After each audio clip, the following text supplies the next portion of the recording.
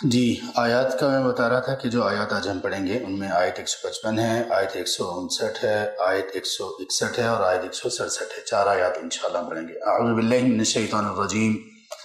یا ان الذین تولوا منکم یوم التقى الجمعان، یقین وہ لوگ جو آپ سے پھر گئے اس دن جب دو گروہ آپس میں ملے، یعنی دو گروہوں کی جب جنگ ہوئی۔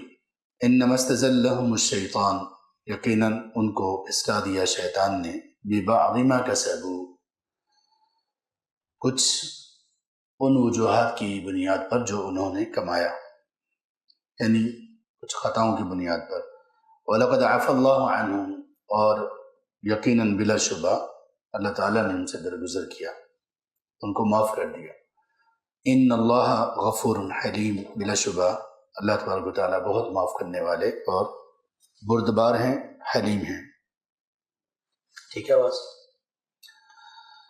اس سے پچھلی آیات میں جو موضوع چل رہا ہے وہ غزوہ بدر سے متعلق ہے، غزوہ احد سے متعلق۔ غزوہ احد کے متعلق تفصیل سے ان آیات میں، اس سورہ میں، اور خاص طور پر آیت نمبر 118-19 کے بعد سے اس کو ذکر کیا گیا، آیت نمبر 121 سے، اور یہ آیت نمبر 121 سے لے کر آیت 180 تک تقریباً یہی موضوع چل رہا ہے غزوہ احد سے متعلق ہی، درمیان میں کچھ اور آیات بھی ہیں۔ یہ آیت جو ابھی ہم نے پڑھی، آیت 155، کہ جس میں اللہ تعالیٰ کا یہ فرمان ہے کہ وہ لوگ جو آپ سے پھر گئے اس دن کے جب دو گروہوں کے آپس میں بھیڑنے کا دن تھا، آپس میں جن کی جنگ ہوئی، مراد اس سے مسلمانوں کا گروہ ہے اور مشرکین کا گروہ ہے۔ تو پہلے تو اللہ تعالیٰ نے سبب یہ بیان کیا کہ ان کا میدان جنگ سے پھر جانا، میدان جنگ سے چلے جانا، یہ خطاؤں کی بنیاد پر تھا۔ اس سے پہلے بھی ہم یہ پڑھ چکے ہیں کہ اللہ تعالیٰ کی مدد اللہ تعالیٰ کی فرما برداری سے آتی ہے، اور اللہ تعالیٰ کی نافرمانی سے مدد اللہ کی رک جاتی ہے یا کم ہو جاتی ہے۔ خاص طور پر اگر گناہ بڑے ہوں تو جس قدر گناہ بڑے ہوں گے یا چھوٹے ہوں اور کثرت سے ہوں گے تو اللہ تعالیٰ کی مدد اتنی ہی دور ہوگی یا اتنی ہی کم ہوگی۔ کبھی کبھی ایسا بھی ہوتا ہے کہ انسان گنہگار ہوتا ہے، بڑا گنہگار ہوتا ہے، لیکن اللہ تعالیٰ کی مدد اس کے ساتھ بھی آ جاتی ہے۔ اس کے کئی ایک مقاصد ہیں، اللہ تعالیٰ کی ہر ایک کام میں کئی حکمتیں ہیں۔ خیر، سابقہ آیات میں اللہ تبارک و تعالیٰ نے غزوہ احد کے موقع پر اللہ کے رسول صلی اللہ علیہ وآلہ وصحبہ وسلم کے متعلق یہ بات ارشاد فرمائی کہ تم اس وقت کو یاد کرو کہ جب اذ تسعدون ولا تلوون علی احد والرسول یدعوکم، کہ جب تم لوگ پیچھے مڑ کر جا رہے تھے اور پیچھے مڑ کر دیکھ بھی نہیں رہے تھے، اور رسول تمہیں تمہارے پیچھے سے پکار رہے تھے، تو اس کی وجہ سے تم پر فَأَثَابَكُمْ غَمٌّ بِغَمٍّ لِكَيْ لَا تَحْزَنُوا عَلَى مَا فَاتَكُمْ وَلَا مَا أَصَابَكُمْ، غم پہ غم پہ تم پہ ٹوٹے۔ اللہ کے رسول صلی اللہ علیہ وآلہ وسلم کے ساتھ چند ایک مسلمان باقی رہ گئے تھے، چند ایک لوگ تھے، ابو بکر عمر رضی اللہ عنہ، سیدنا علی رضی اللہ عنہ، اس طرح کے چند لوگ باقی تھے، باقی سب آپ سے دور تھے۔ یہ غزوہ احد کی بات ہے۔ پھر اس غزوہ، یہی وہ غزوہ ہے جس میں اللہ کے رسول صلی اللہ علیہ وآلہ وسلم زخمی ہوئے، آپ کے رخسار مبارک پر چوٹ آئی، دانتوں پر چوٹ آئی، اور یہی وہ غزوہ تھا جس میں بڑے بڑے صحابہ اللہ کو پیارے ہوئے اور اپنی شہادت کو پیش کیا۔ کچھ اصحاب محمد صلی اللہ علیہ وآلہ وسلم میں سے کچھ میدان سے نکل گئے تھے، تو باقی جو موجود تھے وہ وہیں پر تھے اور وہ ڈٹ کر انہوں نے لڑائی کی۔ اور یہ غزوہ احد، اس میں بہت ساری باتیں سیکھنے کے لیے ہیں۔ اصل میں یہ جو امت ہے، یہ امت اصل میں امت جہاد ہے۔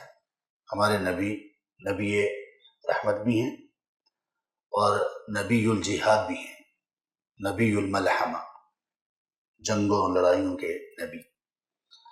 اور اس پر ہم بات کریں گے، شاید سورۃ التوبہ میں اس پر ہم بات کریں کہ اسلام کا حکم جہاد یہ دراصل انسانیت کے لیے ایک رحمت اور اللہ کی شفقت پر مبنی ایک حکم ہے۔ جہاد دہشت گردی نہیں ہے۔ جب ہم جہاد اللہ اور اس کے رسول صلی اللہ علیہ وآلہ وسلم سے سیکھتے ہیں، آپ اللہ تعالیٰ کی نازل کردہ آیات اور اللہ کے رسول صلی اللہ علیہ وسلم کی احادیث مبارکہ سے سیکھتے ہیں، تو پھر جہاد کا کچھ اور مفہوم ہے، یہ دہشت گردی نہیں ہے۔ جہاد کا اسلام میں وہی مقام ہے جو کسی بھی ملک میں اس ملک کے محافظوں کا، اس ملک کی آرمی کا، اس ملک کی پولیس کا وہ مقام ہوتا ہے، اگر وہ واقعی اپنی ذمہ داری ادا کر رہے ہوں تو۔ جہاد کو اسلام کی تعلیمات، مسلمانوں کے حقوق اور مسلمانوں کو اللہ کی عبادت کے لیے کسی بھی طرح کی رکاوٹ سے آزاد رکھنے کے لیے جہاد ہے۔ مسلمانوں کے ممالک میں اولو الامر، حکومت، یہ نظام ہے اسلام کا، اور مسلمانوں سے باہر ان لوگوں کی ریشہ دوانیوں سے، سازشوں سے بچانے کے لیے اور ان لوگوں کو باز رکھنے کے لیے جہاد ہے۔ تو خیر، غزوہ احد میں جو بہت ساری نشانیاں ہیں ان میں سے ایک یہ ہے کہ اللہ کے رسول صلی اللہ علیہ وآلہ وسلم کی نافرمانی ہوئی اور اس کی وجہ سے جنگ کا پورا پانسا پلٹ گیا ایک مرتبہ۔ مسلمان اتنے حاوی تھے کہ مشرکین نے دوڑ لگا دی، بھاگنا شروع ہو گئے۔ اللہ کے رسول صلی اللہ علیہ وسلم نے چند ایک سوار تیر انداز وہ ایک ٹیلے پر کھڑے کیے تھے، اور آپ علیہ السلام کی اسٹریٹجی یہ تھی، حکمت عملی یہ تھی کہ یہ وہ جگہ تھی کہ جہاں دشمن کے پھر کے آنے کا ایک ایسی سائٹ تھی کہ جہاں سے دشمن پیچھے سے پھر کے آ سکتا تھا اور حملہ آور ہو سکتا تھا۔ غزوہ احد کا میدان اگر آپ میں سے کسی نے دیکھا ہے تو اس کا محل وقوع بڑا سادہ اور بڑا سمجھ آنے والا ہے۔ آپ کے پیچھے پہاڑ تھا اور آپ علیہ السلام کی ایک سائڈ پر یہ ایک ٹیلا تھا، اور دوسری طرف اس کی سائڈ پہ دوسری طرف دشمن سامنے تھے۔ تو آپ نے اس ٹیلے کے اوپر 50 سواروں کا دستہ مقرر کر رکھا تھا اور کہا تھا کہ آپ نے کسی صورت بھی اپنی جگہ کو نہیں چھوڑنا۔ لیکن ان سے ہوا یہ کہ انہوں نے یہ سمجھا کہ شاید ابھی فتح ہو چکی ہے اور مشرکین بھاگ رہے ہیں، تو ان میں سے اکثر نے اپنی جگہ چھوڑ دی، اور خالد ابن ولید رضی اللہ عنہ وہ اس وقت ابھی مسلمان نہیں ہوئے تھے، انہوں نے، وہ بڑے جنگوں میں بڑے حاضر دماغ تھے، بہت بڑے سپہ سالار تھے، انہوں نے گھوم کر کچھ لوگوں کو لے کر اس طرف سے حملہ کیا۔ جب وہ اس طرف سے آئے، مسلمان تھوڑا سا آگے جا چکے تھے، تو وہ پیچھے سے یہ لوگ آئے اور ان لوگوں نے پھر دوبارہ مشرکین کو جو بھاگ رہے تھے ان کو بلایا، اور مسلمان درمیان میں پس گئے، اور اللہ کے رسول صلی اللہ علیہ وسلم کو چوٹ آئی اور کئی صحابہ شہید ہوئے۔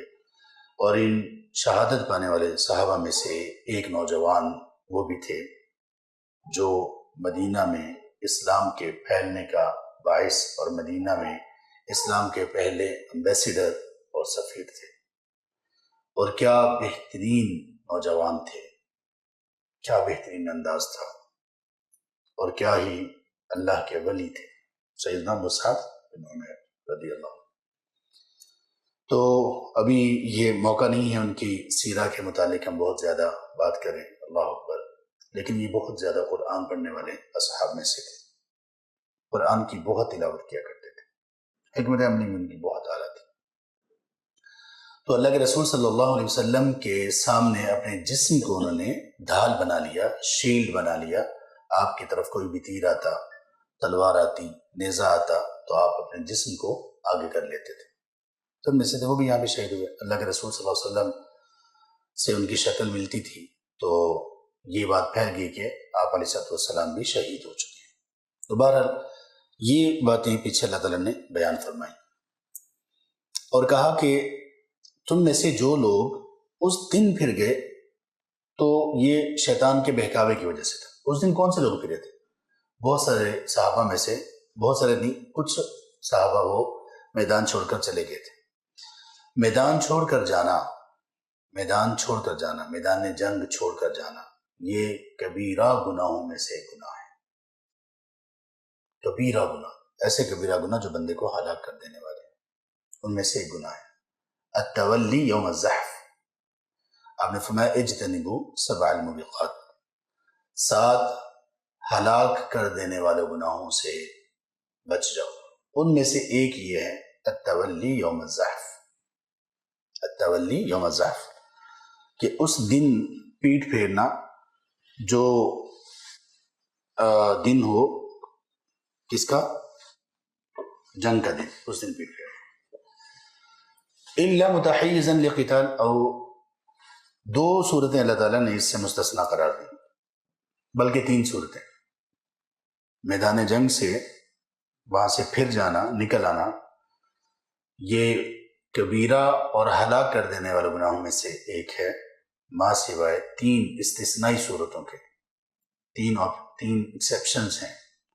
سب سے پہلا یہ کہ اگر دشمنوں کی تعداد مسلمانوں کی تعداد سے 2 گنا زیادہ ہو تو پھر جواز ہے وہاں سے نکلنے کا، لیکن افضل یہ ہے کہ وہاں پہ ڈٹ کے لڑا جائے اور شہادت پائی جائے، نمبر 1۔ نمبر 2 یہ کہ پینترا بدلنے کے لیے اس سے مراد یہ ہے کہ مسلمان وقتی طور پر وہاں سے پیچھے ہٹیں، ان کو یہ دکھانے کے لیے کہ شاید یہ پیچھے ہٹ رہے ہیں، واپس جا رہے ہیں، لیکن مسلمان گھوم کر دوبارہ سے حملہ کرنا چاہتے ہیں، پینترا بدلنے کے لیے۔ یا پھر یہ کہ کوئی اور گروہ مسلمانوں کا قریب کہیں ہو، ان کے ساتھ ملنے کے لیے میدان چھوڑیں اور پھر اس گروہ کے ساتھ مل کر دوبارہ حملہ ہو۔ تو یہ 3 صورتوں کے علاوہ میدان جنگ سے فرار یہ بہت بڑا جرم قرار دیا گیا۔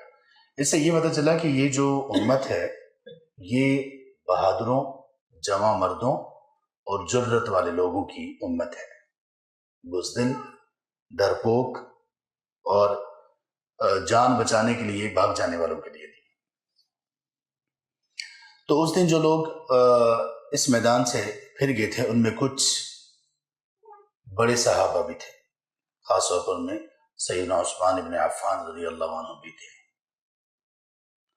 ایک مرتبہ ایسا ہوا کہ اللہ کے رسول صلی اللہ علیہ وآلہ وصحبہ وسلم کی دنیا سے تشریف لے جانے کے بعد عبداللہ بن عمر رضی اللہ عنہ نے حج کیا، صحیح بخاری میں یہ واقعہ ہے۔ تو ایک شخص آیا آپ کے پاس، یہ شخص تھا ان بلوائیوں میں سے جن لوگوں نے بعد میں سیدنا عثمان ابن عفان رضی اللہ عنہ کو شہید کر دیا تھا، قتل کر دیا تھا۔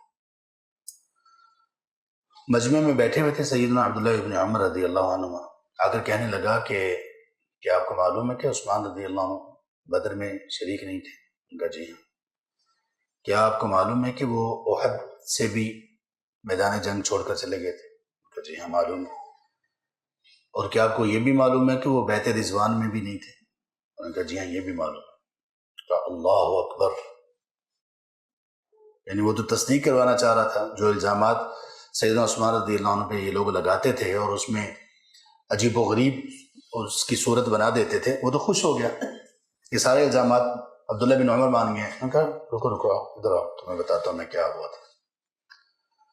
سے بٹھایا اور پھر کہا کہ غزوہ بدر کی جہاں تک بات ہے تو غزوہ بدر میں اللہ کے رسول صلی اللہ علیہ وسلم کی بیٹی جو سیدنا عثمان رضی اللہ عنہ کی زوجیت اور نکاح میں تھی وہ بیمار تھیں اور آپ نے ان کو رخصت دی تھی اور کہا تھا کہ آپ اپنے گھر میں ہونے کے باوجود اجر میں بھی ہمارے ساتھ شریک ہوں گے اور اگر مال غنیمت ملا تو اس میں آپ کا حصہ بھی ہوگا۔ نمبر 1 ختم ہو گیا سوال۔ بہت سارے لوگ ایسے ہوتے ہیں جو صرف اعتراض کرتے ہیں، وہ اعتراض اس لیے نہیں کرتے کہ ان کو کوئی مشکل ہے، کوئی شبہ ہے، کوئی ڈاؤٹ ہے جو وہ کلیئر کرنا چاہتے ہیں۔ کچھ لوگ آپ پر اعتراض صرف اعتراض کے لیے کرتے ہیں، کلیریفیکیشن کے لیے نہیں کرتے، اور یہ بڑے خطرناک لوگ ہوتے ہیں۔ تو یہ ان لوگوں کا حصہ تھا یہ شخص. تو بہت بہتر یہ ہوتا ہے کہ اس طرح کی جو چیزیں خاص طور پہ جو سب کے سامنے یوں آ جائیں اور جیسے یہ حالت بنی تو چاہیے یہ کہ آدمی باقی لوگوں کے ذہنوں میں کوئی ڈاؤٹس نہ رہیں، وہاں پر بات کو کلیئر کر دیا جائے. کبھی کبھی اس کا خمیازہ بھی بھگتنا پڑتا ہے، کبھی کبھی یہ بات مشکل بھی ہوتی ہے اور کبھی یہ بات نقصان دہ بھی ہوتی ہے، لیکن لوگوں کے ذہنوں کو کلیریفائی رکھنا ضروری ہے. دیکھ لیا جائے کہ کس نوعیت کے الزامات ہیں، کس نوعیت کے ڈاؤٹس اور شبہات ہیں. تو یہ خلیفہ ثانی سیدنا عثمان بن عفان رضی اللہ عنہ، اللہ اکبر، خلیفہ ثالث، دوہرے داماد نبی، وہ کہ جن کے متعلق اللہ کے رسول صلی اللہ علیہ وسلم نے فرمایا کہ عثمان اتنے با حیا ہیں کہ آسمان کے فرشتے بھی ان سے حیا کرتے ہیں. وہ کہ صحابہ میں سب سے بڑھ کر جن کو جنت کی خوشخبریاں سنائیں گی نام لے کر، سب سے زیادہ ان کا نام لے کر آپ صلی اللہ علیہ وسلم نے فرمایا عثمان جنتی، عثمان جنتی، عثمان جنتی. تو کہا بدر میں تو یہ تھا. رہی احد کی بات تو اس پہ کہتے ہیں کہ اللہ تبارک و تعالیٰ نے قسم کھا کر کہا کہ اللہ تبارک و تعالیٰ نے جو لوگ بھی احد سے میدان سے چلے گئے تھے اللہ تعالیٰ نے ان کو معاف کر دیا. تو تمہیں کیا مسئلہ ہے؟ یہ آیت اسی میں انما استزلهم الشیطان ببعض ما کسبوا ولقد عفا اللہ عنہم، اللہ تعالیٰ نے دو تاکید کے ساتھ کہا لقد، لام بھی تاکید کا ہے ایمفسائز کے لیے، بات میں زور پیدا کرنے کے لیے، تاکید پیدا کرنے کے لیے، اور قد بھی یقیناً بلا شبہ عفا اللہ عنہم، اللہ تعالیٰ نے ان کو معاف کر دیا. اللہ تعالیٰ نے جس بندے کے اس ایک گناہ کو، واقعی غلطی تھی، اللہ نے معاف کر دیا، تو کتنی شرم کی بات ہے کہ کوئی بندہ اس کے بعد کسی کے بارے میں یہ الزام لگائے. اگر ایسے الزام لگنے لگیں پھر تو سارے صحابہ رضی اللہ عنہم اجمعین ان پر الزام لگ سکتا ہے کہ یہ شرک کرنے والے، ان پر الزام لگ سکتا ہے کہ یہ شراب پینے والے، پتہ نہیں کیا کیا الزام لگ سکتے ہیں. زمانہ جاہلیت میں تو یہ سب چیزیں تھیں، کئیوں نے کئیوں کے ناحق قتل بھی کیے، لیکن اسلام قبول کیا تو اللہ تعالیٰ نے معاف کر دیا. تو یہاں پہ اللہ تعالیٰ کہہ رہے ہیں وَلَقَدْ عَفَا اللَّهُ عَنْهُ. اور تیسری چیز کہتے ہیں بیعت رضوان. کہتے ہیں بیعت رضوان، اب بیعت رضوان اس شخص کو ایسا جاہل تھا اعتراض کرنے والا، اس کو یہ نہیں معلوم تھا کہ بیعت رضوان کا سبب ہی سیدنا عمر رضی اللہ عنہ تھے، سیدنا عثمان رضی اللہ عنہ تھے، کہ آپ نے ان کو ایمبیسیڈر اور سفیر بنا کر بھیجا تھا. ابن عمر رضی اللہ عنہ نے کہا کہ اگر کوئی اللہ کے رسول صلی اللہ علیہ وسلم کی نظر میں ان سے بڑھ کر معزز اور اس قابل ہوتا تو آپ اس کو سفارت کے لیے اور ایمبیسیڈر کے طور پر بھیجتے. سیدنا عثمان رضی اللہ عنہ کو آپ نے صلح حدیبیہ کے موقع پر سفارت کے لیے بھیجا، ایمبیسیڈر بنا کر بھیجا، اور ان کی شہادت کی خبر پھیل گئی. اسی کے نتیجے میں تو آپ نے بیعت رضوان لی تھی، موت پر بیعت لی تھی صحابہ کی کہ ہم لڑیں گے اور مرنے تک لڑیں گے، پیچھے نہیں ہٹیں گے، یہ بیعت لی تھی. اور آپ نے کہا تھا کہ یہ سب کا ہاتھ ہے، آپ نے سب کے ہاتھ پر بیعت لی اور پھر اپنا دوسرا ہاتھ اپنے ان سب ہاتھوں پر رکھا، کہا یہ عثمان کا ہاتھ ہے، یہ عثمان کی طرف سے میں بیعت کرتا ہوں. کہا لو یہ بھی ساتھ ملا لو، اب جاؤ. تو تمہارے ذہنوں میں صرف وہ اعتراضات ہی تھے نا، یہ جوابات ہیں، یہ بھی ساتھ ملاؤ، جاؤ. تو اس طرح سے لوگ جو اعتراض کرنے والے ہوتے ہیں وہ اس طرح سے کرتے ہیں. پھر اللہ تعالیٰ نے فرمایا ان اللہ غفور حلیم، بلا شبہ اللہ تبارک و تعالیٰ معاف کرنے والے بھی ہیں اور بردبار بھی ہیں. غفور، معاف کرنے والے، آخر میں یہ جو دو صفات کا بیان ہوا ہے. اللہ تعالیٰ کا غفور ہونا یا مغفرت کا مطلب ہوتا ہے گناہوں کو چھپا کر اللہ تعالیٰ کا اسے معاف کر دینا، اور حلیم کا معنی ہوتا ہے وہ جس میں بہت برداشت ہو. یعنی اس آیت کے آخر میں اس لیے کہ اللہ تبارک و تعالیٰ نے اتنے بڑے گناہ کو معاف کر دیا، اللہ تعالیٰ اس کو چاہے معاف کر دے. اور حلیم اس لیے کہ اللہ تبارک و تعالیٰ کبھی کبھی کچھ لوگوں سے گناہ اور غلطی ہوتی ہے تو اللہ تعالیٰ ان کو مہلت دیتے ہیں، اگرچہ ان کے گناہ بہت بڑے ہوتے ہیں، اتنے بڑے کہ زمین و آسمان شق ہو جائیں، پھٹ جائیں، لیکن پھر بھی اللہ تعالیٰ ان کو مہلت دیتے ہیں. یہ اللہ تعالیٰ کی صفت حلیم ہے. تو اس طرح سے اللہ تبارک و تعالیٰ نے کہا کہ اللہ تبارک و تعالیٰ معاف کرنے والے ہیں، حلیم ہیں، یعنی جلدی اللہ تعالیٰ سزا نہیں دیتے بلکہ مہلت کو بڑھا دیتے ہیں. اس کے بعد کی آیت ہے آیت نمبر 161. اسی جنگ کے موقع پر ایک بات یہ ہوئی کہ کچھ لوگوں نے کچھ لوگوں میں یہ بات پھیل کی کہ مال غنیمت کا کچھ مال کم ہے۔ اس کے درمیان یہ جو آیت ہم نے ڈسکس کی، آیت 155 اور 161، اس کے درمیان میں جہاد سے متعلقہ احکامات، آیات، اور یہ ہے کہ کس طرح سے مسلمانوں کے لیے یہ فریضہ لازم ہے اور کس طرح سے اللہ تبارک و تعالیٰ اس کے اوپر وہ کریں گے۔ بلکہ نہیں، اس سے پہلے آیت 159 ہے۔ اللہ تبارک و تعالیٰ نے اس سے پہلے کی آیت میں صحابہ رضی اللہ عنہ کو یہ نصیحت کی کہ وہ اللہ کے رسول صلی اللہ علیہ وسلم کی اتباع کو محبوب بنا لیں۔ اللہ کے رسول صلی اللہ علیہ وسلم کی اتباع کس قدر ضروری ہے، اور یہ اتباع میدان جنگ میں بھی اور میدان جنگ کے علاوہ بھی، اگر اس میں کسی کی کوئی کمی کوتاہی ہوئی تو پھر معاملات خراب ہو سکتے ہیں۔ اور پھر اللہ تعالیٰ نے یہ بھی نصیحت کی کہ تم لوگ ان لوگوں کی طرح نہ ہو جاؤ، آیت نمبر 156 میں، کہ تم ایسے نہ ہو جانا ان لوگوں کی طرح جنہوں نے کفر کیا اور ان لوگوں نے اپنے بھائیوں سے، اپنے ساتھ والوں سے یہ کہا جب وہ اللہ کی راہ میں جہاد کے لیے نکلے، یا زمین میں وہ نکلے یا جہاد کے لیے نکلے، تو انہوں نے کہا کہ اگر یہ لوگ ہمارے پاس رہتے، جہاد کے لیے نہ نکلتے، تو یہ مرتے نہ، شہادت نہ پاتے، نہ فوت ہوتے نہ قتل ہوتے۔ تو اللہ تعالیٰ نے فرمایا کہ یہ باتیں وہ اس لیے کر رہے ہیں کیونکہ ان کو خود یہ حسرت رہی کہ ہم نہیں نکل سکتے۔ یہ منافقین کی باتیں تھیں۔ تو اللہ تعالیٰ نے اس کا جواب میں یہ کہا کہ تم لوگ اپنے گھروں میں بھی ہو، وَلَئِن قُتِلْتُمْ فِي سَبِيلِ اللَّهِ مُتْتُمْ لَمَغْفِرَةٌ مِّنَ اللَّهِ وَرَحْمَةٌ خَيْرٌ مِّمَّا يَجْمَعُونَ۔ ایک تو یہ کہا کہ اگر تم اللہ کی راہ میں جہاد کرو یا فوت ہو جاؤ تو اللہ کی طرف سے انعامات بھی ہیں، اور پھر یہ بھی کہا گیا کہ تم لوگ اپنے گھروں میں بھی اگر ہو تو کیا خیال ہے صرف دنیا سے وہی لوگ جاتے ہیں جو میدان جہاد میں ہوتے ہیں، کیا دوسرے دنیا سے نہیں جاتے؟ تو یہ بات، اس بات کی ان کو تنبیہ کی گئی۔ جب جہاد کے متعلقہ اتنی تفصیلات بیان کی گئیں تو ایک اور چیز بھی بیان کی گئی۔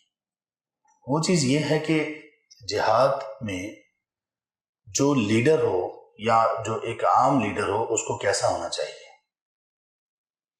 آپ صلی اللہ علیہ وسلم کے متعلق یہ جو آیت ہے نا، یہ ہم سب کو ذہن میں رکھنی چاہیے، اور اس آیت کا صحیح مفہوم بھی ہمارے ذہن میں ہونا چاہیے۔ اللہ تعالیٰ نے فرمایا فَبِمَا رَحْمَةٍ مِّنَ اللَّهِ لِنْتَ لَهُمْ، اللہ کی رحمت سے آپ ان کے لیے نرم ہو گئے۔ اللہ کی رحمت سے آپ ان کے لیے نرم ہو گئے۔ وَلَوْ كُنْتَ فَظًّا، اگر آپ سخت ہوتے بات چیت میں اور انداز میں۔ فظًا کا مطلب ہوتا ہے کہ وہ بندہ جس کے الفاظ بھی سخت ہوں اور جس کے چہرے کے تاثرات اور جیسچرز بھی بڑے سخت ہوں۔ اگر آپ سخت ہوتے اپنی بات چیت اور انداز میں، غلیظ القلب، اور دل کے بھی سخت ہوتے، لن فضوا من حولک، یہ لوگ آپ سے، آپ کے قریب سے چلے جاتے، آپ کے ارد گرد سے دور ہو جاتے، جدا ہو جاتے، منتشر ہو جاتے۔ فاعف عنہم، آپ ایسا کریں، ان سے درگزر کریں، ان کو معاف کریں، واستغفر لہم، ان کے لیے استغفار کریں، وشاورہم فی الامر، اور ان کے ساتھ معاملات میں مشورہ کریں۔ فَإِذَا عَزَمْتَ فَتَوَكَّلْ عَلَى اللَّهِ، اور جب آپ عزم کر لیں تو پھر آپ اللہ پر توکل کریں۔ ان اللہ یحب المتوکلین، بلا شبہ اللہ تبارک تعالیٰ محبت رکھتے ہیں توکل کرنے والوں کے ساتھ۔ اس آیات میں بہت ساری چیزیں سیکھنے کے لیے ہیں۔ سب سے پہلی چیز یہ کہ نرمی لوگوں کو اکٹھا کرتی ہے، سختی لوگوں کو دور کرتی ہے۔ یہاں تک کہ انبیاء کے بارے میں بھی یہی ہے۔ انبیاء، ان کے پاس معجزات ہیں، انبیاء کے پاس اللہ کی طرف سے مدد ہے، انبیاء علیہ السلام پر وحی نازل ہوتی ہے۔ ان سب چیزوں کے باوجود بھی یہ کہا گیا ہے کہ اگر آپ الفاظ میں سخت ہوتے، دل کے سخت ہوتے، تو باقی ساری براہین، معجزات، سب کچھ، ان سب کے باوجود بھی لوگ آپ کے ارد گرد جمع نہ ہوتے، یا زیادہ تر لوگ آپ کے ارد گرد جمع نہ ہوتے۔ جبکہ اللہ کے رسول صلی اللہ علیہ وسلم کا انداز کیا تھا کہ لوگ آپ کی مجلس میں آتے تھے اپنی دنیا بنانے کے لیے، اور آپ کے ہو کے رہ جاتے تھے۔ اسی دن کا سورج غروب نہیں ہوتا تھا کہ ان لوگوں کو دنیا کی سب سے پسندیدہ چیز اسلام ان کے دل میں سب سے پسندیدہ چیز کے طور پر اسلام ان کے دل میں اتر جاتا تھا۔ تو یہ آپ کی نرمی تھی، کتنے مواقع پر آپ نے کتنی نرمی کی۔ تو آپ صلی اللہ علیہ وآلہ وسلم کا یہ جو اخلاق تھا، اخلاق سے مراد یہ جو دل کی نرمی، اور اخلاق سے مراد جو آپ صلی اللہ علیہ وسلم کی زبان کی چاشنی، الفاظ کی نرمی، یہ لوگوں کو گرویدہ بنا لیتی تھی۔ سیدنا ثمامہ رضی اللہ عنہ جب تک مسلمان نہیں ہوئے تھے، ان کو مسجد کے ستون سے باندھا گیا تھا، مشرک تھے ابھی، تو 3 دن تک آپ ان کا حال پوچھتے اور وہ جواب میں سخت بات کرتے، احسان کرو گے احسان پاؤ گے، نقصان پہنچاؤ گے بدلہ لینے والے ہیں، چھوٹا تو ہی نا۔ تو آپ مسکرا دیتے، مسکراتے اور آگے بڑھ جاتے۔ تو تیسرے دن پھر آپ نے ان کو کہا کہ ان کو آزاد کر دو، تو وہ پھر مسلمان ہو گئے۔ تو یہ جو آپ کی مسکراہٹ تھی اس موقع پر بھی، اور خاص طور پر جب بندہ غلبے میں ہو، اور خاص طور پر وہ بندہ جو مجرم ہو وہ آپ سے مرتبے میں چھوٹا ہو، اور بڑا بندہ بدلہ لینے کے بھی قابل ہو، تو پھر یہاں پہ نرمی ہوتی ہے۔ تو آپ صلی اللہ علیہ وسلم کو کہا گیا کہ آپ نہ ہی، اس آیت سے مراد یہ ہے کہ آپ چونکہ الفاظ آپ کے سخت نہیں ہیں، انداز آپ کا سخت نہیں ہے، دل آپ کا سخت نہیں ہے، لوگ اس وجہ سے آپ کے ارد گرد جمع ہیں۔ اگر ایسا اس کے برعکس ہوتا تو لوگ آپ سے دور ہو جاتے۔ ہم سب لوگوں کو جو اللہ تعالیٰ سے دعا کرنی چاہیے، ان میں سے ایک دعا یہ بھی کرنی چاہیے کہ اللہ تعالیٰ ہمیں سب سے پہلے دل کی سختی سے بچائے، دل کی سختی سے بچائے، اور دوسرے نمبر پر یہ بھی دعا کرنی چاہیے کہ اللہ تعالیٰ ہمیں الفاظ اور لب و لہجے کی سختی سے بھی بچائے۔ یہ سختی اللہ اکبر جب بندے میں ہوتی ہے تو پھر کوئی اس کے قریب نہیں آتا، ماسوائے چند لوگوں کے یا جن کا مطلب ہوتا ہے۔ لیکن یہاں پہ ایک بات اچھی طرح سے سمجھ لیجیے، اس طرح کی جو آیات ہیں، ان آیات کو جب تک ہم اللہ کے رسول صلی اللہ علیہ وآلہ وسلم کی ان احادیث اور قرآن کی ان آیات کے ساتھ ملا کر نہیں سمجھیں گے جن میں اس کے بالکل برعکس آپ صلی اللہ علیہ وسلم کا رویہ ہے، کچھ جگہوں پر آپ نے الفاظ بھی سخت استعمال کیے، لب و لہجہ بھی سخت تھا، اور چہرے کے تاثرات بھی سخت تھے، دل سے سختی کی۔ ان کو ملایا کیسے جائے گا؟ جب کوتاہ نظری ہوتی ہے، اور جب کم علمی ہوتی ہے، اور جب اعتراضات کرنا ہوتے ہیں، تو بہت سارے لوگ پھر اس طرح کی چیزوں کو ایک پہلو کو لیتے ہیں اور دوسرے پہلو کو فراموش کر دیتے ہیں۔ اس طرح کی آیات اور اس طرح کی جو احادیث ہیں، جیسے کہ میں نے بتایا کہ ہمیں دل کی نرمی کی دعا کرنی چاہیے، دل کی سختی سے، انداز الفاظ کی سختی سے اللہ تعالیٰ سے پناہ مانگنی چاہیے۔ آپ صلی اللہ علیہ وسلم کی صحیح بخاری میں حدیث ہے، من یحرم الرفق یحرم الخیر کلہ، واللہ اس حدیث پر ایمان لے آنا چاہیے۔ ہمیں سے جو اس حدیث پر ایمان نہیں لایا اسے ایمان لے آنا چاہیے۔ آپ نے فرمایا جو شخص نرمی سے محروم کر دیا گیا وہ ہر خیر سے محروم کر دیا گیا۔ اللہ اکبر، واللہ بڑی سخت بات ہے، یہ حدیث بڑی سخت ہے، نرمی کے بارے میں یہ حدیث بڑی سخت ہے کہ جو خیر سے محروم کر دیا گیا، جو نرمی سے محروم کر دیا گیا، یحرم الخیر کلہ، وہ ہر خیر سے محروم کر دیا گیا۔ اور ایسے ہی ہوتا ہے، لیکن مسئلہ یہ ہے کہ انسان کا مزاج ہونا کیسا چاہیے۔ کچھ لوگ ہیں جو سختی کرنے والے ہیں، ان کے سامنے کچھ وہ احادیث ہیں جو سختی پر مبنی ہیں، کچھ کے سامنے یہ ہیں، یہ والے لوگ ان لوگوں کو پسند نہیں کرتے، سختی کرنے والوں کو، سختی کرنے والے نرمی کرنے والوں کو پسند نہیں کرتے، کہتے ہیں یہ ایسے ہی ہے نرمی، اس موقع پہ نرمی نہیں ہونی چاہیے تھی۔ اسلام فطرت، دین فطرت ہے، اسلام دین الہی ہے، اسلام ایک بیلنسڈ اپروچ ہمیشہ دیتا ہے۔ وَكَذَلِكَ جَعَلْنَاكُمْ أُمَّةً وَسَطًا، ایک معنی اس کا یہ بھی ہے بہترین امت۔ تو اللہ تبارک و تعالیٰ نے ہمیں بتایا ہے کہ ہمیں کیسا ہونا چاہیے۔ اگر تمام آیات اور احادیث کو اکٹھا کیا جائے جو نرمی اور سختی سے متعلق ہیں تو ان کا لب لبا بھی یہ نکلتا ہے، انسان کے لب و لہجے میں، دل میں، اس کے مزاج اور طبیعت میں نرمی ہونی چاہیے، سختی غصہ وہاں پر ہو جہاں ضرورت ہے۔ یہ مزاج اسلام نے دیا ہے۔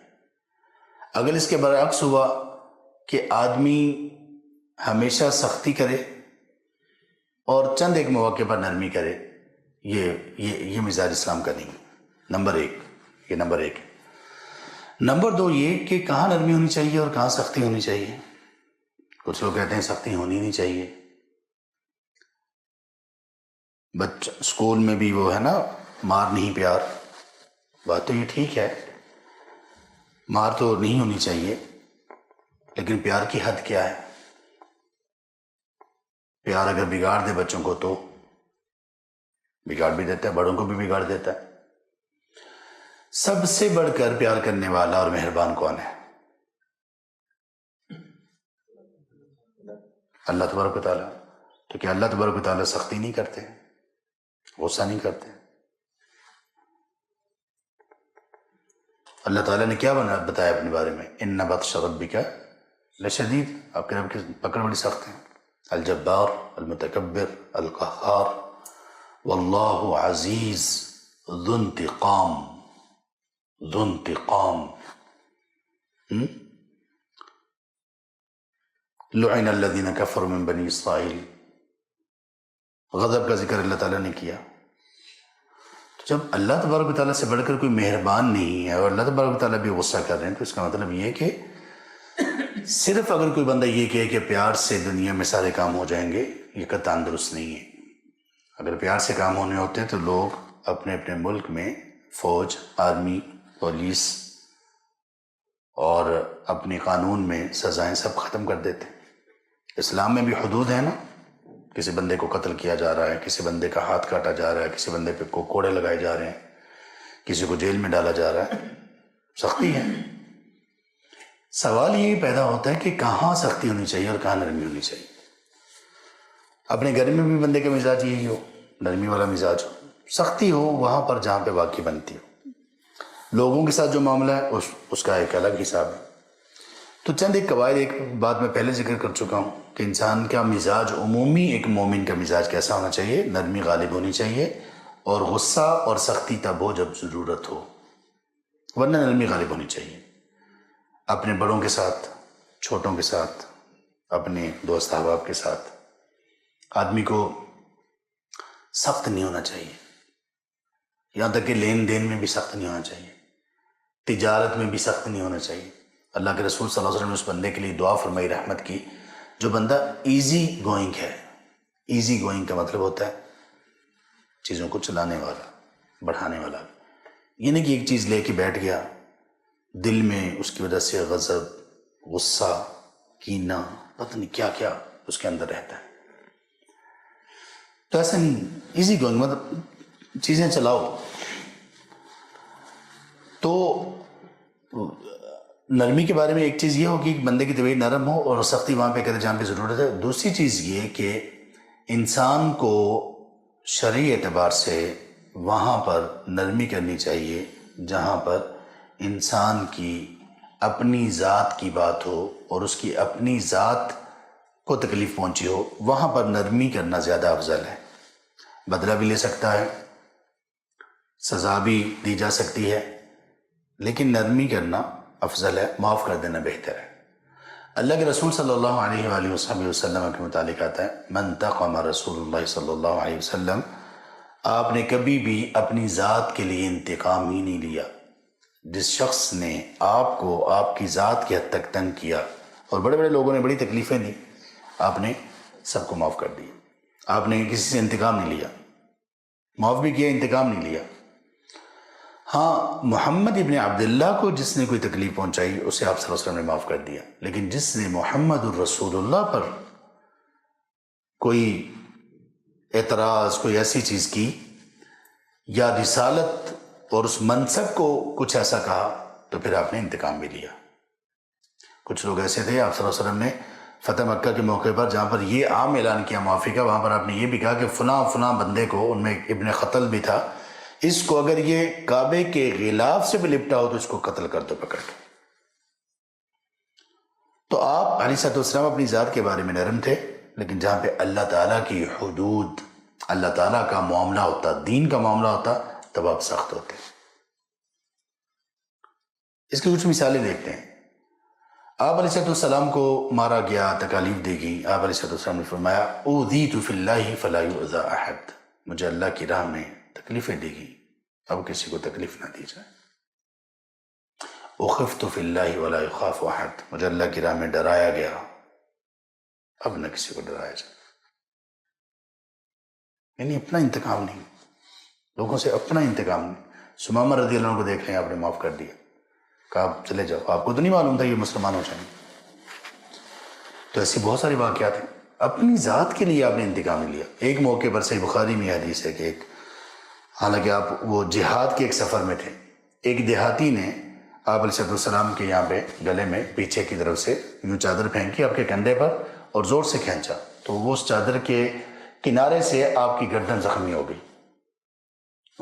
کندھا ننگا تھا نا، اوپر آپ نے ایک چادر آپ لیتے تھے زیادہ تر، تو وہ کندھے سے ہٹی ہوئی تھی، تو انہوں نے کندھے کے اوپر وہ پٹو ڈالا، وہ کپڑا ڈالا اور اس کو زور سے کھینچا، تو آپ کا کندھا چونکہ یہاں ننگا تھا، اور جیسے وہ چادر پڑی اور زور سے کھینچی گئی تو اس کا کنارہ پھر گیا تیزی سے اور زخمی ہو گیا۔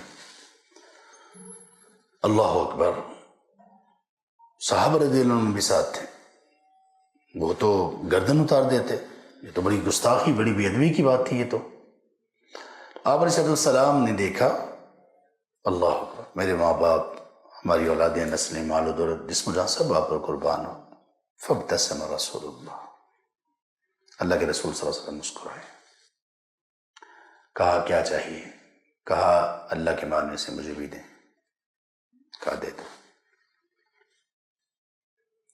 میں سوچتا ہوں کبھی کبھی کہ اگر ہم میں سے کوئی بندہ بھی ان کی جگہ پر ہوتا اور تھوڑا سا اس کے پاس تھوڑا سا اختیار ہوتا تو کیا بننا تھا۔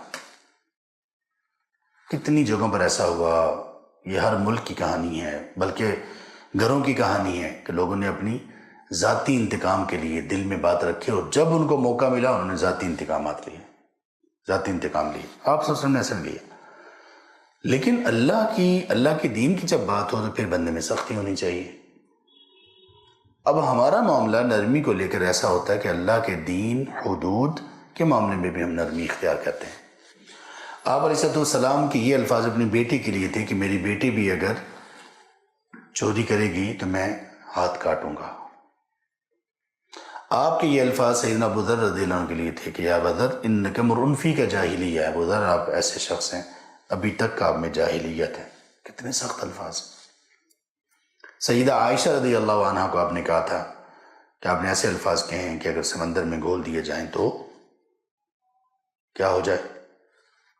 کڑوا کر دیں، اس کو دریا کو کڑوا کر دیں۔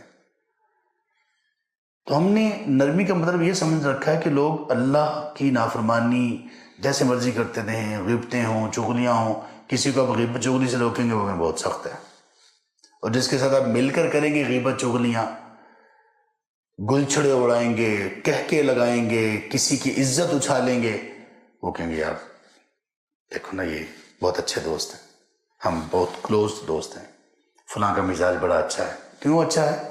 اس لیے کہ غیبت ہم کرتے ہیں وہ کرتے ہیں تو دونوں ایک جیسے۔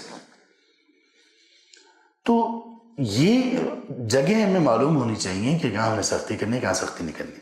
اب بچوں پر جہاں تک معاملہ ہے سختی کا، اللہ کے رسول صلی اللہ علیہ وسلم سے بڑھ کر کون نرم ہوگا؟ آپ نے کہا کہ بچوں کو نماز کا حکم دو 7 سال کے ہو جائیں، 10 سال کی عمر میں اگر وہ نماز میں سستی کریں، نہ پڑھیں تو ان کو مارو۔ اگرچہ مارنے کا مفہوم یہ نہیں کہ ان کا بندہ مار مار کے بھرکس نکال دے، یہ نہیں ہے، لوگ بھی تو لے لیتے ہیں نا بس۔ مطلب یہ کہ ان کو ایک عادت لگائی جا سکتی ہے احساس کے لیے۔ حالانکہ ابھی بچوں پہ نماز فرض نہیں ہوئی 10 سال کی عمر میں، عموماً بچے بالغ نہیں ہوتے 10 سال کی عمر میں، عموماً زیادہ تر کچھ ہو بھی جاتے ہیں۔ اس کے باوجود آپ نے کہا کہ ان پر سختی کرو۔ اب نماز کے معاملے میں سختی تو ہونی چاہیے. کئی لوگوں کو اپنے والدین صرف اس لیے سخت لگتے ہیں کہ وہ نماز کے معاملے میں سخت ہیں، ان کو اٹھاتے ہیں وہ سخت لگتے ہیں. کئی لوگوں کو وہ لوگ سخت لگتے ہیں جو نماز کے بارے میں ان کو بار بار کہتے ہیں، نماز کی پابندی، نماز کے لیے اٹھنا، نماز کے لیے مسجد میں آنا، نماز کے لیے جماعت کا اہتمام کرنا، یہ ساری وہ کہتے ہیں سختی ہیں. تو اس طرح سے یہ نرمی اور سختی کا معاملہ اچھی طرح سے سمجھ لیا جائے کہ کہاں پہ نرمی ہے، کہاں پر سختی ہے، اور کہاں پر نرمی کرنا واجب ہے، کہاں پر نرمی کرنا مستحب ہے، یہ بھی سمجھ لینا چاہیے. کہاں پر سختی کرنا واجب ہے اور کہاں پر سختی کرنا مستحب ہے، یہ بھی سمجھ لینا چاہیے. سب کے اپنے اپنے وہ ہیں میدان ہیں. تو کبھی کبھی اس موقع پر نرمی کرنا جہاں پہ نرمی کا حق نہیں بلکہ سختی کرنی چاہیے، یہ بندے کی شخصیت میں عیب ہے، اس کی نیکی اور اس کے تقوی میں عیب ہے. کتنے ایسے لوگ ہیں بڑی وجاہت والے، بزرگی والے، مختلف فنکشنز کے موقع پر صریحاً علی اعلان اللہ تعالیٰ کی نافرمانی ہو رہی ہوتی ہے اور وہ کہتے ہیں نہیں کوئی مسئلہ نہیں، خوشی کا موقع چل جائے گا. وہ اپنی طرف سے نرم بن رہے ہوتے ہیں، لوگ خوش ہوتے ہیں بڑے نرم ہیں. سیدنا عمر رضی اللہ عنہ میں سختی تھی، لیکن یہ کون سی سختی تھی؟ اللہ اکبر. وہ سخت تھے، اس کے باوجود اللہ تبارک و تعالیٰ ان کی کئی باتوں کو اللہ تعالیٰ نے قرآن بنا کر نازل کیا. ان کا مشورہ ہوتا تھا، اسی طرح کا حکم اللہ تعالیٰ نازل کر دیتے تھے. سبحان اللہ. تو سختی اور نرمی کے اصول و ضوابط مقرر ہیں. اللہ کے رسول صلی اللہ علیہ وسلم نے فرمایا لا يدخل الجنت الدیوث، دیوث شخص جنت میں داخل نہیں ہوگا. یہ کون ہے؟ یہ وہ نرم بندہ ہے جو اپنے گھر میں اپنے اہل و عیال میں خباثت کو دیکھتا ہے اور اسے برقرار رکھتا ہے، بے حیائی کو، بے ہودگی کو دیکھتا ہے، پتہ ہے کہ معاملہ کرپشن کا اور خیانت کا چل رہا ہے لیکن اس کو برقرار رکھتا ہے. یہ دیوث ہے. بے پردگی، بے حجابی، خاص طور پر لوگوں کے سامنے تو اس کو برقرار رکھتا ہے. اس کے سامنے ناچ گانا ہو رہا ہے، برقرار رکھ رہا ہے. اس کے سامنے اس کی بیوی، اس کی بیٹی بن سمر کر سنگار بنا کے لوگوں کے سامنے جا رہی ہے، بال کھول کر جا رہی ہے اور اس کو کوئی پرواہ نہیں. دیوث ہے. کالجز میں، یونیورسٹیز میں اس طرح کی آپ جگہوں پہ دیکھ لیں، آپ کسی کو اس طرح کی کوئی بات کہیں تو آپ کو لوگ پل پڑیں گے آپ پر. تو اللہ کے رسول صلی اللہ علیہ وآلہ وصحبہ وسلم نے کو فرمایا گیا فَبِمَا رَحْمَةٍ مِّنَ اللَّهِ، اور پھر سبحان اللہ. آیت کا آغاز کہاں سے ہوا؟ اللہ کی رحمت سے اب نرم ہے. واللہ یہ نرمیاں، یہ خیر، یہ اللہ کی توفیق ہوتی ہے، یہ اللہ کی توفیق ہوتی ہے. اور سختی کے موقع پر سختی بھی اللہ کی توفیق ہے، ورنہ سختی کے موقع پر جو سختی نہیں کرتا وہ اللہ کی نافرمانی کر رہا ہے، جیسے نرمی کے موقع پر نرمی نہ کرنے والا اللہ تعالیٰ کا نافرمان ہے. فَبِمَا رَحْمَةٍ مِّنَ اللَّهِ، اب اللہ کی رحمت سے ایسا آپ کے ساتھ ہوا کہ آپ ان کے لیے نرم ہو گئے اور آپ سخت لب و لہجے والے، الفاظ والے نہیں ہیں اور آپ سخت دل نہیں ہیں. اگر ایسا ہوتا تو وہ آپ کے ارد گرد سے بھاگ جاتے. فَاعْفُ عَنْهُمْ، اے اللہ کے رسول آپ ان کو معاف کریں. واللہ آپ علیہ السلام بہت معاف کرتے تھے. ہمیں بھی لوگوں کو معاف کرتے رہنا چاہیے، خاص طور پر وہاں جب کہ معاملہ ہماری ذات کی حد تک ہو، معاملہ جب ہماری ذات کی حد تک ہو. اللہ یہ کہ کسی بندے کی ذات ایسی ہو کہ اس ذات کے ساتھ کوئی ایسی چیز جڑی ہو جو دین کو ریپرزینٹ کرنے والی ہو. مثال کے طور پر ایک شخص ہے، اس کے بارے میں کوئی بندہ کوئی ایسا الزام لگاتا ہے اور وہ شخص صرف عام شخص نہیں ہے بلکہ وہ ممبر و محراب پر براجمان ہونے والا شخص ہے. تو اب اس کی صرف ذات کی بات نہیں ہے بلکہ اس کو جو ایک مقام ملا ہوا اس کی بات بھی ہے. تو اس کو چاہیے کہ اپنے اوپر لگے ہوئے الزام کو دھوئے، اپنے اوپر الزام نہ لگنے دے. قربان جائیں سیدنا یوسف رضی اللہ عنہ، سیدنا یوسف علیہ السلام پر جیل میں تقریباً 9 سال رہے، اور جب بلاوا آیا کہ آ جاؤ بادشاہ بلا رہے ہیں، فوراً جلدی سے نکل نہیں گئے. کہا نہیں، پہلے ان خواتین سے پوچھو، الزام لگائے تھے نا مجھ پر، پہلے ان سے پوچھو. اگر وہ ایسے ہی نکل آتے تو دلوں میں بات رہ جاتی کہ شاید انہوں نے کوئی گڑبڑ کی تھی، نعوذ باللہ من ذالک. ہیں ان کا پہلے ان خواتین کا معاملہ ان سے پوچھو پہلے. ان سے پوچھا گیا، انہوں نے اپنی غلطی کا اقرار کیا، اپنے الزام اور تہمت سے معافی مانگی، اور واضح طور پر جب یہ بالکل کلیئر ہوئے تو تب کہا کہ اب میں جیل سے باہر آتا ہوں۔ کبھی بھی ہم لوگ نا سبحان اللہ، ہم لوگوں نے نا اپنی معافی مانگنے کو نا معاف کر دیں تکیہ کلام بنایا ہوا ہوتا ہے، اور یہ اتنی کھوکھلی معافی ہوتی ہے، اتنی بے جان معافی ہوتی ہے، بلکہ معافی کے نام پر یہ مذاق ہوتا ہے۔ کبھی کبھی معافی ایسے تھوڑی ہوتی ہے۔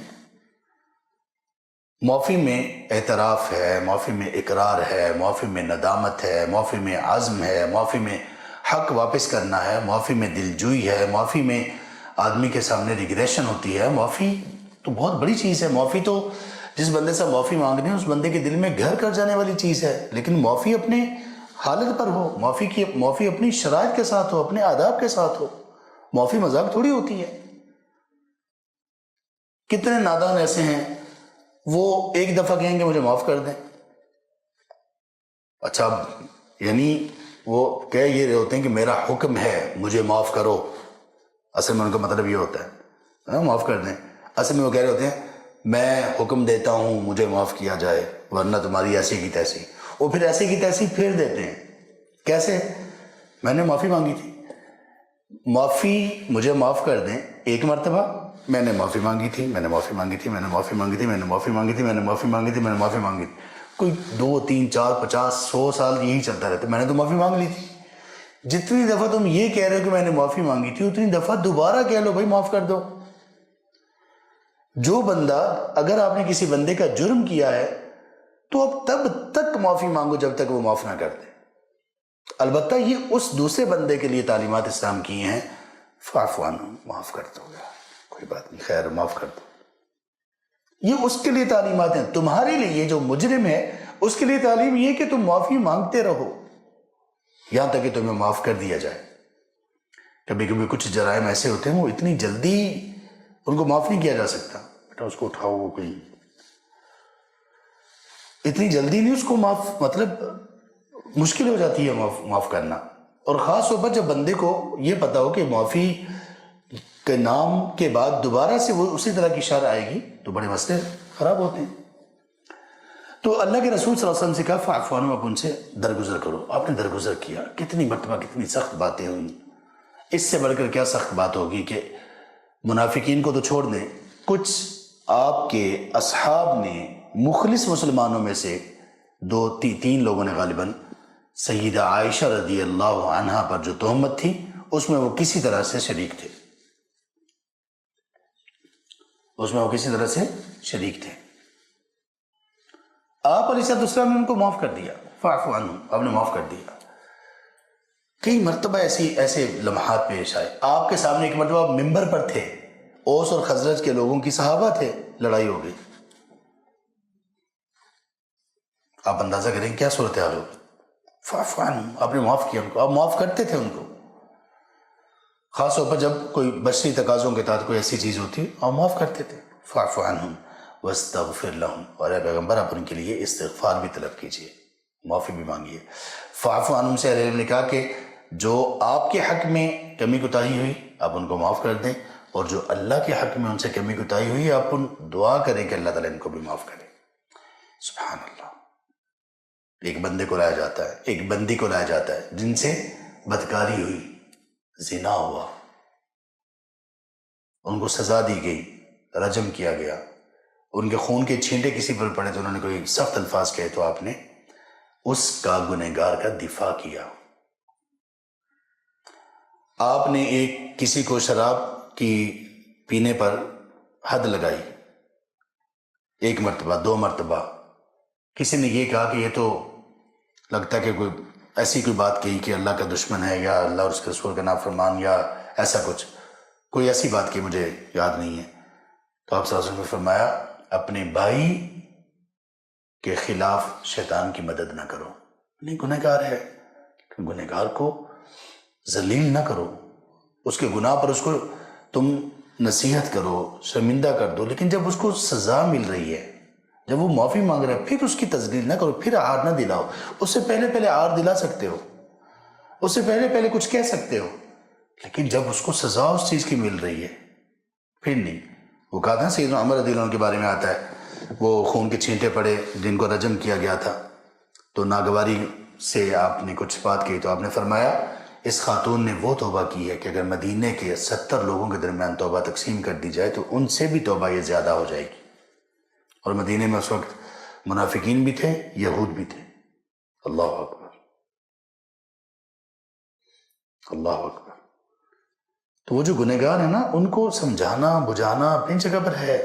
ان سے وہ جو گناہ کی وجہ سے ایک دوری ہے اپنی وجہ سے، اپنی اس پہ ہے، لیکن شیطان کی مدد نہیں کرنی چاہیے اس کو گناہ پر شرمندہ کر کے، بلکہ نصیحت سے کام لینا چاہیے، بلکہ اچھے انداز سے کام لینا چاہیے. تو جو اللہ کے حق میں تقصیر ہوئی واستغفر لهم، اے پیغمبر آپ ان سے استغفار کیجئے، ان کے لیے استغفار کیجئے. وشاورهم فی الامر، اور پھر ان کو اپنے مشورے میں شامل کیجئے. کسی سے مشورہ لینا ایک بڑی بات ہے نا، تو کہا اپنے مشورے میں ان کو شامل کیجئے. اس پر بھی ہم تھوڑی سی بات کر لیتے ہیں، باقی کی آیات ہم چھوڑ دیتے ہیں. مشورے کے کیا آداب ہیں؟ مشورے کے کیا آداب ہیں؟ یہاں پر آپ علیہ السلام سے یہ کہا جا رہا ہے کہ آپ ان سے مشورہ کریں. کن سے مشورہ کریں؟ جن کو آپ نے معاف کیا ہے. اب دیکھیں نا، کسی بندے نے آپ کا کوئی جرم کیا ہو تو اتنا آسان تو نہیں ہوتا کہ آپ ان سے مشورہ کریں. ایک بندہ نافرمانی کر رہا ہے، آپ اسے مشورہ بھی کر رہے ہیں، ہو سکتا ہے؟ نہیں ہو سکتا. تو آپ کو یہ کہا گیا کہ آپ ان سے مشورہ کریں. وشاورہم فی الامر. مشورہ اسلام کی ایک خوبصورت رہنمائی ہے سوشل لائف کے لیے. جب ہم زندگی گزار رہے ہوں تو مشورہ ایک بہت بڑی چیز ہے. مشورے کے بارے میں اللہ کے رسول صلی اللہ علیہ وآلہ وسلم کی بے شمار احادیث ہیں. آپ کی بہترین رہنمائی مشورے کے بارے میں موجود ہے. قرآن کریم میں اللہ کے پیارے، اللہ کے نیک اور مقرب بندوں کی ایک علامت یہ بھی ذکر کی گئی ہے کہ وہ امرہم شورا بینہم، سورۃ الشورى میں، کہ وہ لوگ جو اللہ تبارک تعالیٰ کی بات پر لبیک کہتے ہیں، نماز کو قائم کرنے والے ہیں، وہ بڑے گناہوں سے بچنے والے ہیں، اور وہ لوگوں کو جب غصہ آتا ہے تو معاف کرتے ہیں. ان کی ایک علامت یہ کہ وہ امرہم شورا بینہم، ان کے آپس کے معاملات آپس کے مشورے سے حل ہوتے ہیں. تو ہم نے کہا ان سے مشورہ کرو. مشورے کی بہت برکات ہیں. آدمی کی رائے مضبوط ہو جاتی ہے. آدمی کو کبھی ان چیزوں کا پتہ چل جاتا ہے جو اس کو پہلے پتہ نہیں ہوتا. مشورے کی وجہ سے انسان کو مزید بصیرت ملتی ہے. جس سے آپ مشورہ کر رہے ہیں اس کو سوچنے سمجھنے کی عادت ہوتی ہے، اس کو اپنائیت ملتی ہے. یہاں پر اپنائیت کے لیے آپ صلی اللہ علیہ وسلم کو مشورے کی ضرورت تھی؟ نہیں تھی. اللہ تعالیٰ کی طرف سے وحی آتی تھی. آپ سے بھی کہا گیا مشورہ کریں. اور یہ مشورہ عام عمومی دنیاوی اعتبار سے دنیاوی کاموں کے سلسلے میں. اسلامی احکامات کے سلسلے میں تو مشورہ نہیں ہوتا. یا جس چیز کے بارے میں صریحاً آیات اور احادیث موجود ہوں اس میں مشورہ نہیں ہوتا. اس میں تو اللہ کا حکم ماننا. غزوہ بدر میں جو قیدی گرفتار ہوئے تھے، جو قید ہوئے تھے، آپ نے ان کے بارے میں مشورہ کیا. ابھی تک ان کے بارے میں کوئی حکم نازل نہیں ہوا تھا. عمر رضی اللہ عنہ نے کہا کہ ہر بندے کو اپنا اپنا رشتہ دار دو، وہ اس کی گردن اڑائے. ابو بکر رضی اللہ عنہ نے کہا کہ ان کو واپس کر دیتے ہیں، ان کے بدلے میں فدیہ لیتے ہیں، کچھ اپنی تیاری کر لیں گے. اللہ تبارک تعالیٰ نے عمر رضی اللہ عنہ کا مشورہ پسند کیا. تو مشورہ جو کسی بڑے لیول پر ہے وہ اپنے ماتحت لوگوں سے مشورہ کرے.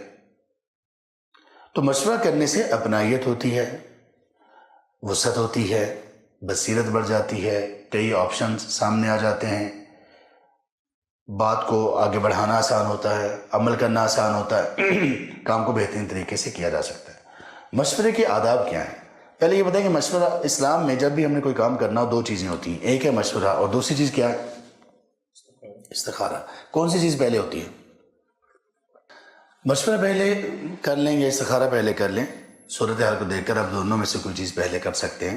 اس میں کوئی ایسی پابندی نہیں ہے. لیکن سب سے پہلے اگر اللہ تبارک تعالیٰ سے استخارہ کر لیں تو ممکن ہے کہ استخارے کے بعد آپ کو مشورہ کرنے کی ضرورت ہی پیش نہ آئے. اللہ تعالیٰ کوئی ایسے احوال ویسے ہی آپ کو دکھا دیں یا دل میں ڈال دیں کہ آپ وہ کام کرنا ہی نہ چاہیں، پیچھے ہو جائیں، یا اللہ کی طرف سے کوئی حالات ایسے بن جائیں گے اور پیچھے ہو جائیں. تو اس اعتبار سے استخارہ پہلے کر لینا چاہیے. کچھ معاملات ایسے ہوتے ہیں کہ جن میں آپ ذہن بنانے کی کوشش کر رہے ہوتے ہیں، اس میں آپ پہلے مشورہ کر لیں. مشورہ کرنے کے بعد کچھ اگر سمجھ آ رہا ہو کہ ہاں کر لینا چاہیے تو پھر آپ استخارہ کر لیں. تو صورتحال کے مطابق جو چیز بھی پہلے کر لیں. لیکن یہ دو چیزیں ایسی ہیں جس بندے نے اپنے امور اور معاملات میں ان دونوں چیزوں کو مد نظر رکھا وہ کم ہی ندامت اٹھائے گا، کم ایسا ہوگا کہ وہ ندامت اٹھائے۔ تو مشورے میں یہ پاور ہے۔ اب مشورے کے آداب کیا ہیں؟ کچھ ہے مشورہ کرنے والے کے لیے۔ مشورہ کرنے والے کے لیے سب سے ضروری چیز ہے، اب لوگ کتنے لوگ ایسے ہیں جو ٹھیک ٹریک پہ چل رہے ہوتے ہیں مشورہ کرنے سے پہلے، مشورہ کرنے کے بعد برباد ہو جاتے ہیں۔ کیوں؟ مشورہ کرنے والے کے لیے آداب یہ ہیں کہ وہ مشورہ جب کرے، جس چیز کے بارے میں مشورہ کر رہا ہے، تو مشورہ ان لوگوں سے کرے جو اس چیز کو جاننے والے، اس کا تجربہ رکھنے والے اور اس بات میں، اس امر میں مشورہ دینے کی اہلیت رکھنے والے ہوں، ان سے مشورہ کریں۔ اب بندے نے مشورہ کرنا ہو الیکٹریسٹی اور بجلی کے متعلق، چلا جائے وہ کریانے والے کے پاس۔ بندے نے گھر بنانا ہو اور چلا جائے اس بندے کے پاس جو فروٹ بیچ رہا ہے، اس کا تجربہ اس میں ہے۔ ہاں، یہ ہو سکتا ہے کہ ایک بندہ مکان بناتا تھا، بعد میں فروٹ بیچنا شروع کر دیا، بندہ اس کے پاس جائے کہ آپ اتنا عرصہ کام کرتے رہے۔ نہیں، یہ نہیں میں کہہ رہا ہوں، یہ کہہ رہا ہوں کہ وہ بندہ جس چیز میں جس فیلڈ کا ماہر ہے۔ ایک بندے نے اسپیشلائزیشن کر رکھا میتھس میں، بھائی، اور اس کے بعد بندہ جائے اور اس کو کہے کہ آپ مجھے ایسا کریں کہ مجھے آپ بتائیں سمندر کے بارے میں، آپ مجھے بتائیں ہسٹری کے بارے میں، بھائی اس کا اسپیشلائزیشن کسی اور میں ہے۔ یا پھر یہ کہ بندے نے آنکھوں کا علاج کروانا ہو اور گائناکالوجسٹ کے پاس چلا جائے کہ مجھے ذرا آنکھیں چیک کر دیں، تو اس نے وہ کیا چیک کرے گا؟ تو اس طرح سے مشورہ بھی اس سے کرنا چاہیے جو مشورہ دینے کا اہل ہو۔ کبھی کبھی ہم مشورہ کر رہے ہوتے ہیں کسی کے پاس جا کر، کس کے بارے میں؟ مشورہ اس سے کر رہے ہوتے ہیں جس کے بارے میں مشورہ کیا جا رہا ہوتا ہے، دونوں کی آپس میں دشمنی ہوتی ہے، تو کیسا مشورہ دے گا؟ بالکل اچھا مشورہ نہیں دے گا۔ تو مشورہ کریں جو اس فیلڈ کے ماہرین ہیں۔ کتنے لوگ ایسے ہیں، میں آپ کو بتاتا ہوں، کتنے گھر ایسے ہیں جن کے گھروں میں خرابیاں پیدا ہوئیں، کتنے کاروبار ایسے ہیں جو خراب ہوئے۔ سبب یہ تھا کہ وہ جن کے گھروں میں خرابیاں پیدا ہوئیں انہوں نے اپنے گھر کے معاملات کو ان لوگوں کے ساتھ جا کر شیئر کیا، ان لوگوں کا مشورہ لیا جو سرے سے ہی اس پوری تعلیمات سے جاہل تھے اور انتہا درجے کے جاہل تھے۔ ایک جاہل بندے سے جو ان چیزوں سے جاہل ہو، اس کے پاس جا کر ایک مرد مشورہ کر رہا ہو کہ میرے گھر کے یہ حالات ہے، مجھے کیا کرنا چاہیے، ایک خاتون جا کر مشورہ کر رہی ہو کہ میرے گھر کے یہ حالات ہے، مجھے کیا کرنا چاہیے، تو اس نے آپ کا گھر تباہ کرنے میں کوئی کسر نہیں چھوڑنی۔ وہ کبھی آپ کو آپ کی غلطی نہیں بتائے گا، نہ بتائے گی، وہ اس کا اہل ہی نہیں ہے۔ اس طرح سے کئی گھر ٹوٹے ہیں اور کئی کاروبار اس وجہ سے خراب ہوئے کہ بندے نے کاروبار کرنا ہے زمین کا اور مشورہ کر رہا ہے اس بندے سے جا کر جس کا زمین سے کوئی تعلق ہی نہیں۔ ایک بندے نے کاروبار کرنا ہے فروٹ کا، سبزی کا، مشورہ کر رہا ہے اس بندے سے جا کر جس نے کبھی کیا ہی نہیں۔ تو مشورہ کرنے میں مشورہ کرنے والوں کو تھوڑی سی یہ سمجھ ہونی چاہیے کہ مجھے مشورہ کرنا کن لوگوں سے ہے۔ دین کے بارے میں، احکامات کے بارے میں، وہ چیزیں جو دین سے متعلق ہیں ان کے بارے میں مشورہ اہل علم سے ہوگا، دینداروں سے ہوگا۔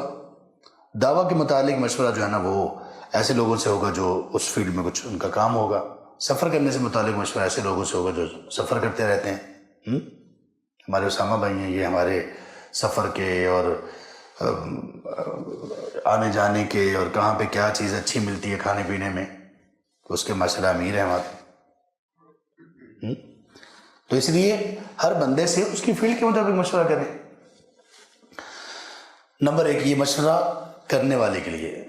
دوسرا ادب یہ مشورہ کرنے والے کے لیے کہ جس سے مشورہ کریں اس کی بات غور سے سنیں۔ ایک ہوتا پرسنل مشورہ، اس کا اتنا مسئلہ نہیں ہوتا۔ جو جماعتی مشورہ ہوتا ہے نا جس میں زیادہ لوگ جمع ہیں، تو سب کی بات کو غور سے سنیں۔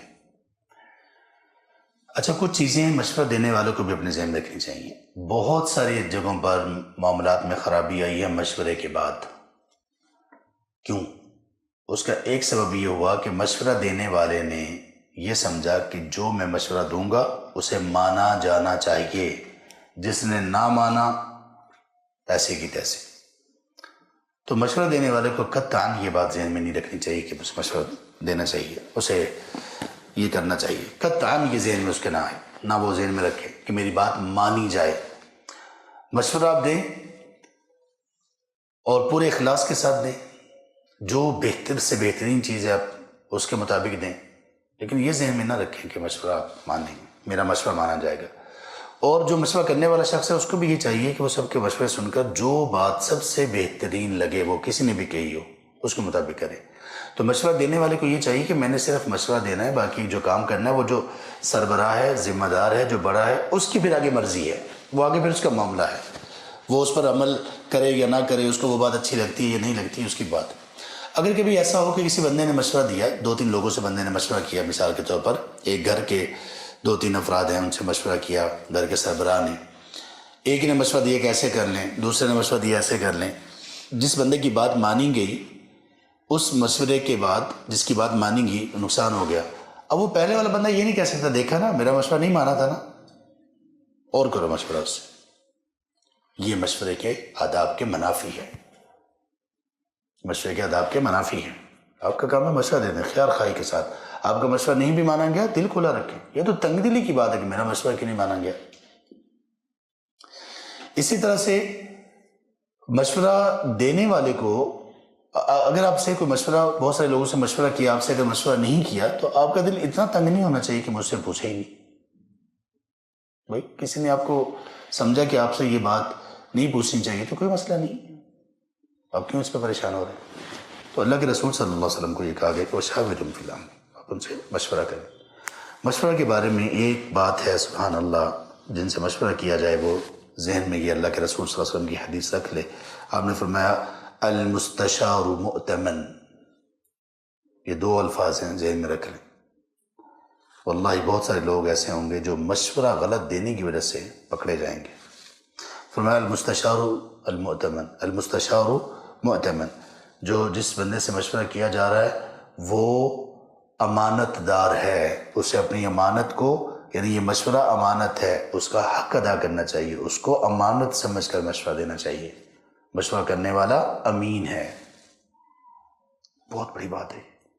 اس حدیث کا آپ صلی اللہ علیہ وسلم کا ایک بیک گراؤنڈ ہے۔ آپ کے پاس ایک شخص آئے، انہوں نے کہا، کوئی سوال کیا، آپ نے ان سے پوچھا آپ کے پاس خادم ہے؟ انہوں نے کہا نہیں میرے پاس خادم نہیں ہے۔ آپ نے کہا چلیں جب میرے پاس قیدی آئے نا تو پھر آنا۔ آپ کے پاس قیدی آئے، 2 لوگ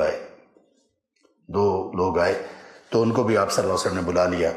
تو آپ نے فرمایا کہ ان میں سے جو بھی ہیں یہ دونوں اچھے ہیں تو کوئی بھی ایک لے لو۔ تو انہوں نے کہا اللہ کے رسول اختر لی انت، اللہ کے رسول آپ میرے لیے خود منتخب کر لیں۔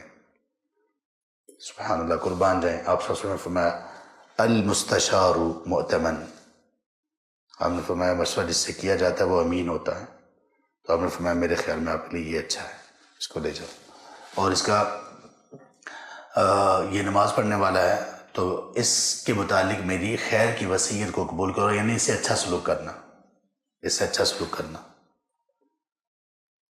اب آپ علیہ السلام پر جب اس نے کہہ دیں اللہ کے رسول آپ میرے لیے منتخب کر دیں، یہ مشورہ تھا نا، تو آپ نے فرمایا اب میں امین ہوں، اب میں نے امانت داری کے ساتھ مشورہ دینا ہے، جو آپ کے لیے مجھے بہتر لگتا ہے وہ مشورہ مجھے دینا چاہیے۔